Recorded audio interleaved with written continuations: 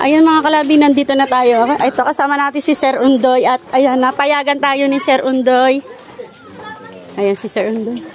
Sir Undoy, okay lang po ba na ano? Na matulungan natin si Lola na makakita, no? Kasi yung anak ko, pwede mo ipatindogon.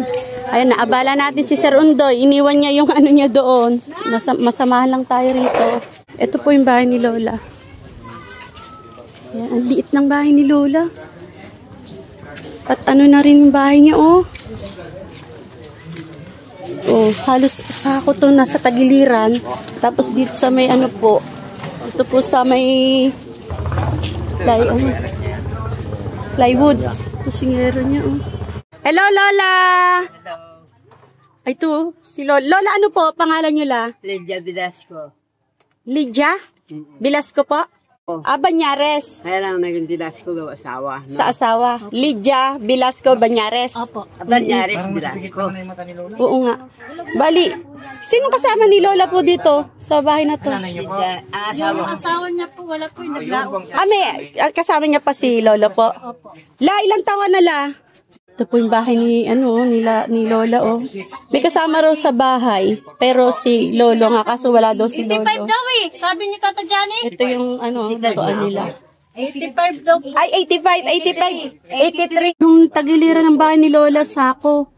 Tapos yung dito din sa tagiliran, ano to? Hindi sa akin. Sako din.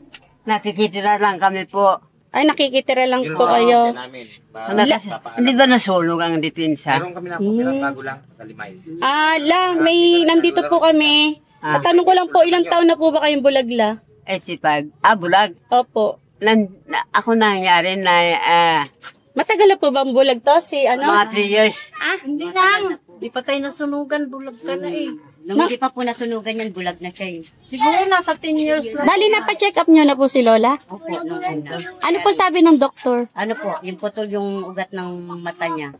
Kaya hindi na pwede siyang makakita. Ay, talagang sinabi na po pala ng doktor na wala nang chance na makakita si Lola. Daw, yung papalitan daw ng parang, ano ba yung sinasabi Yung lens? nila? Oo, yung lens po. Kaya lang, wala kami tapat na pera na ano. Anong mga time na yon? Tapos, pero ano po talagang ni Lola, bakit po siya nabulag? Ano, sa katarata po ba? Katarata po. Katarata. Tapos pina-check up nyo po, ang sabi, papalitan daw ng lens. Opo, yun nga po yun, pagka pinapalitan po. Kaya lang, sinabihan daw kayo, dahil sa may naputol na ugat, hindi na talaga makakakita si Lola kahit palitan ng lens ba? Ganun po ba yun? Kasi putol na po yung Ugat? Ayun. Sayang, nandito pa naman po sana kami, Lola. Merong gustong tumulong sa'yo na uli yung mata mo. Hindi ang gusto ko po magkabahay sana. Naghihirap ako dito, wala na initan ako. Yun po ang sabi ko kay Undoy. Ang gusto nyo na lang din po, Lola, mapagawa sana to, yung bahay nyo po, mapaayos, no? Kasi tignan nyo nga naman Hindi po. pagawa talaga, wala kaming ayusin na bahay. Halimbawa po, maling nyo po, may makatulong sa inyo, no? Na mapaayos to, tingnan nyo nga naman, no? Ito yung tagiliran ni Lola po, oh. Ayan. Sako po nakapaikot. Tsaka, ito, kung ang gaano yung haba lang ng tulugan ni Lola, yun na yun. Ito na, sa higaan, nandito na rin yung, nila, lalagyan ng plato, lutuan, kainan, ayan na lahat. Tapos ang kasama lang niya rito si Lolo. Wala nga eh. Ibig sabihin hindi na po kayo, tanggap nyo na po bala na hindi na talaga kayo makakakita po. Hindi. Tanggap nyo na po yan. Ayaw ko po na. Talagang alam ng pag-asa.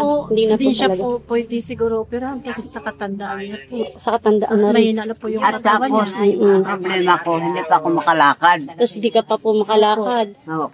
Kaya ang na lang sana ni Lola, matulungan daw po siya dito na Pagbabahay. Opo. Kung papaayos to, sa inyo po ba to? Baka, Hindi. Nakikitira lang kami dito. paano po kung halimbawa po? Meron po sila doon sa Ganito. kapatid. May lote? May lote po Lalo sila? asawa ko doon sa kapatid. Yung sinagawa nila ng bahay. Kinukuha nga ni Diane yung luting yan, kanya yun. Sabi naman ng kapatid, Meron kayo doon na. hati lang kami. Pagawa lang namin yung kabila. Kung may pera ako. Kung may pera po, Kaya nagwan ako kay Undoy, naghingi ako ng tulong.